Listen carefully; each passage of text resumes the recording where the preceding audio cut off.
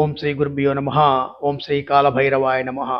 శని బాధలు, రాహుకేతు బాధలు, అలాగే కుజగ్రహ బాధలు, అలాగే నవగ్రహ సంబంధమైనటువంటి ఏ బాధ అయినా సరే పూర్తిగా పోగొట్టుకోవడానికి, మరియు శత్రు బాధలను, నమ్మక ద్రోహ తత్సంబంధమైనటువంటి గుప్త శత్రు, ప్రత్యక్ష శత్రు, పరోక్ష శత్రు, నీచ శత్రు, ఇలా శత్రు సంబంధమైనటువంటి సమస్తమైనటువంటి దోషాలను పోగొట్టుకోవడానికి సంవత్సరంలో మహోన్నతమైనటువంటి పుణ్యకాలముగా పుణ్య పర్వదనంగా చెప్పబడింది మహాశివరాత్రి.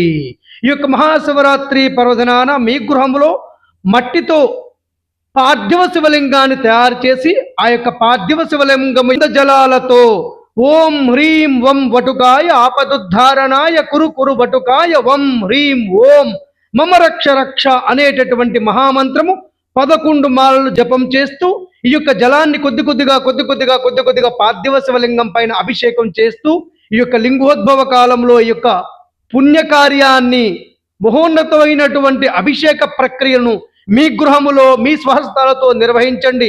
తద్వారా సమస్తమైనటువంటి శని దోషాల నుండి, రాహు కేతు దోషాల నుంచి, కుజ దోషాల నుండి, సమస్తమైనటువంటి నవగ్రహ దోషాల నుండి, సర్వ శత్రు బాధల నుండి కూడా మీరు అతి శీఘ్రంగా విముక్తి పొందవచ్చు.